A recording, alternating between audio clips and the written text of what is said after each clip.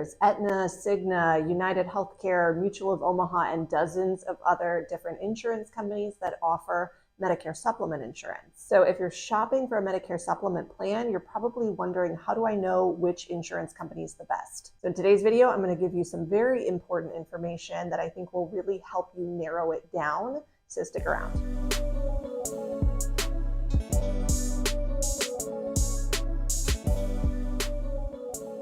My name is Stephanie Apt. I'm an independent insurance broker, and that means I broker for many, many different insurance companies. Now, because I am an insurance broker, these insurance companies will share data and information with their agents and brokers that they don't necessarily make public.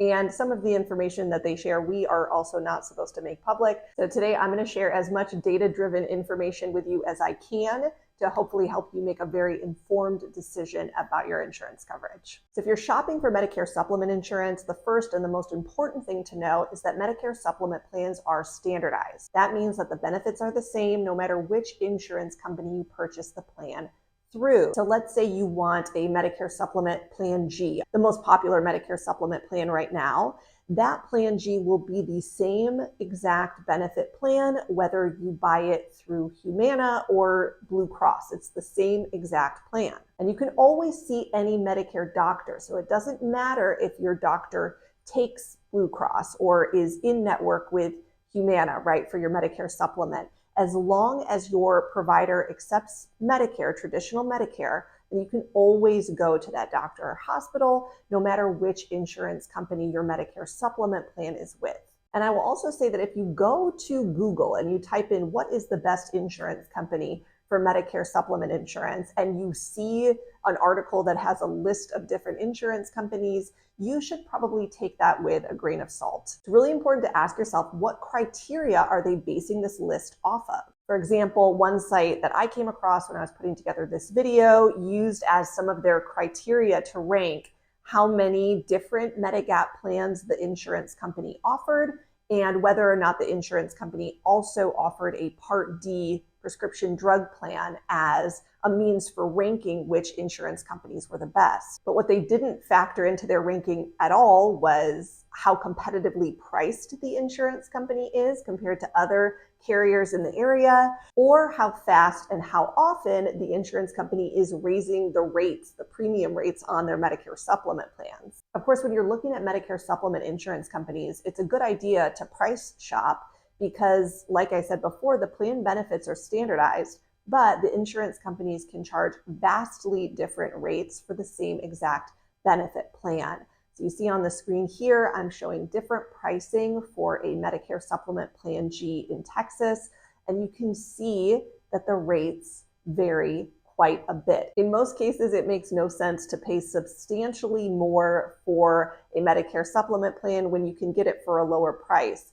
That being said, the cheapest plan is not always the best. The important thing that a lot of people don't realize is that in most states, you absolutely cannot simply change your Medicare supplement plan every year. Medicare supplement plans are what we call medically underwritten plans. This means that when you apply for a Medicare supplement plan, you have to answer a series of health questions. The insurance company can look at your health history and they can choose whether or not your application is approved or denied. Now, when you're brand new to Medicare Part B, you do have a one-time Medicare supplement open enrollment period.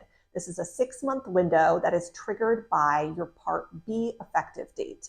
And this is the one chance that you get to choose any Medicare supplement plan with any insurance company. They don't ask you any health questions. You're automatically approved regardless of your health. So of course, this is the best time to buy a Medicare supplement plan. And it's the time you really want to pick the right insurance company. Because if you decide later on that you want to switch, you may or may not be able to based on your health. Again, this can vary from state to state, and I have linked a video in the description below with state-specific rules when it comes to Medicare supplement. Most seniors I know are on a fixed income, and with inflation and rising healthcare costs, it's very important to plan for your future. But your Medicare supplement monthly premium that you pay for the plan can and will go up over time.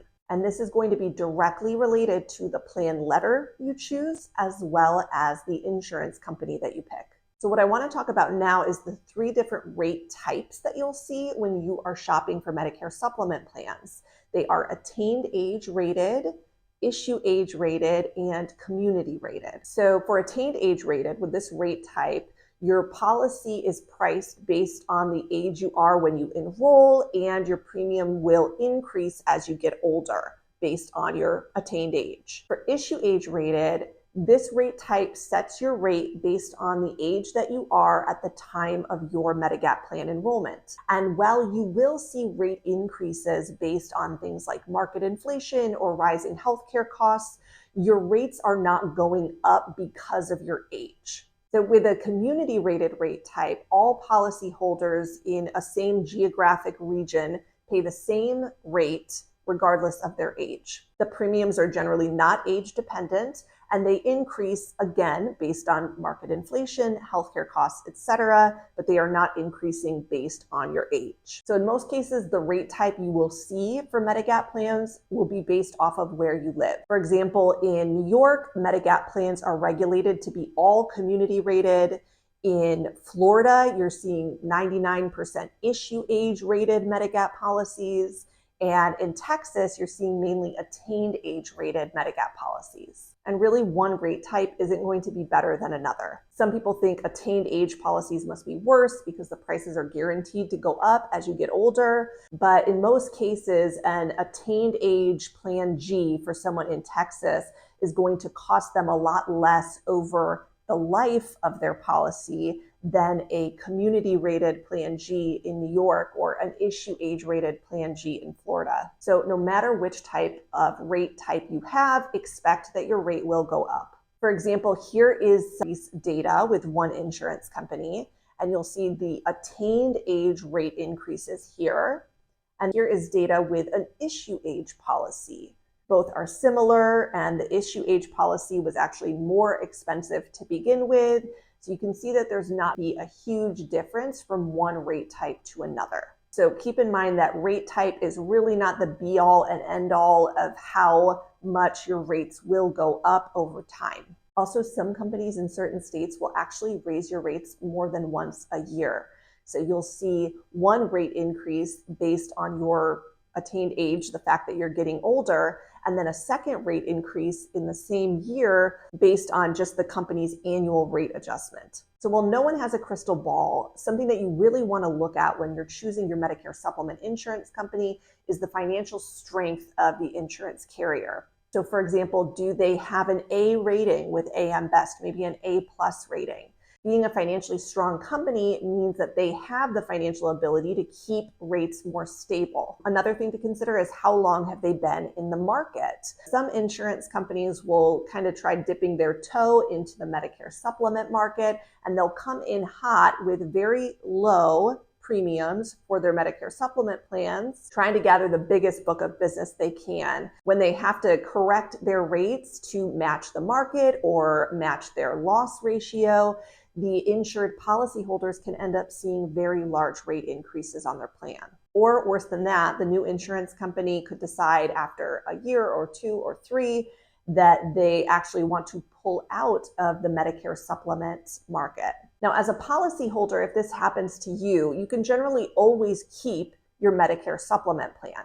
These plans are guaranteed renewable for life as long as you continue to pay your premium. So even if your insurance company pulls out of the Medicare market in your area, they stop offering new Medicare supplement plans in your state, you can continue to keep your policy as long as you continue to pay your premium. However, if a carrier does leave the market in your area, now there are no new turning 65-year-old healthy people coming on to your plan. You're on what we call a closed book of business. And this is a closed book that's getting older, possibly getting sicker, and this means that your rates are more likely to go up at a higher percentage over time. So this concept is very important to consider when you are choosing not only your Medigap plan letter, like Plan F or G or N, but also when you are choosing your Medicare supplement insurance company too. Some companies will close and open books of business more frequently than others.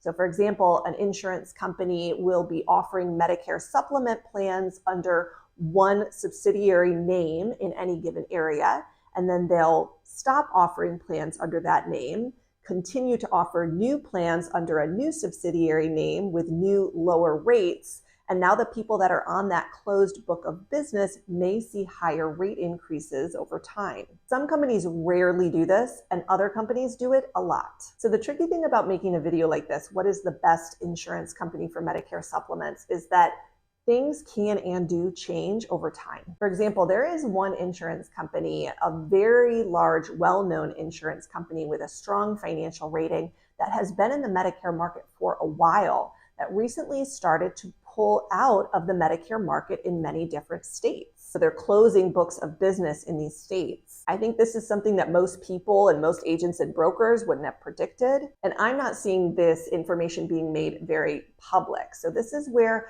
it becomes of great value to you to talk to a knowledgeable, licensed, independent insurance broker who is tracking what is happening with these different insurance companies all across the nation so that you can make the most informed decision about your Medicare plan in your area.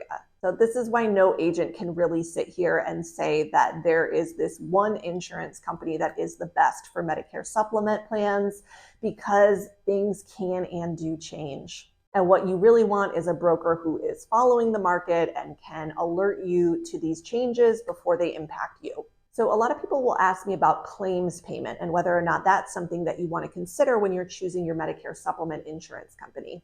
And my answer to that is not usually. Medicare supplement insurance carriers all must pay on any claim that has been approved by Medicare Parts A or B. So there is no one in the claims department at your Medicare supplement insurance company deciding whether or not to approve or pay on a claim. The claims are automatically approved and must be paid in a timely manner. So claims payments are rarely an issue. Additionally, customer service and support is something that may matter a lot to you. When we take claims issues out of the equation, since they are so rare, there are still some insurance companies that are a lot easier, more efficient to work with, and others that are more in the dinosaur age and make it a little bit more challenging when it comes to customer service and support. So this is something my team has a lot of direct experience with, since we act as the advocate for our clients, and we're the ones that are often calling the insurance company for you on your behalf. And while there's no Medicare star rating for Medicare supplement insurance and customer service and support, that's something that we always do advise our clients on based on our personal experience. Okay, so if you've made it this far in the video, you probably realize that I haven't named one or two of the best insurance companies for Medicare supplement. And the reason is because things can and do change over time. And there are a lot of different factors that you want to consider when you're choosing a Medicare supplement plan, like where you live, what is your health status or your health history, and your monthly budget. This is a topic that we do advise people on every day. I have a team of licensed agents that work with me in my office. They are extremely knowledgeable. They always have our clients' best interest at heart. So of course, if you need any help, we would love the opportunity to assist you. You can go ahead and give us a call. Thank you so much for watching. Please leave any questions and comments for me below. I love hearing what you have to say, and we'll see you soon.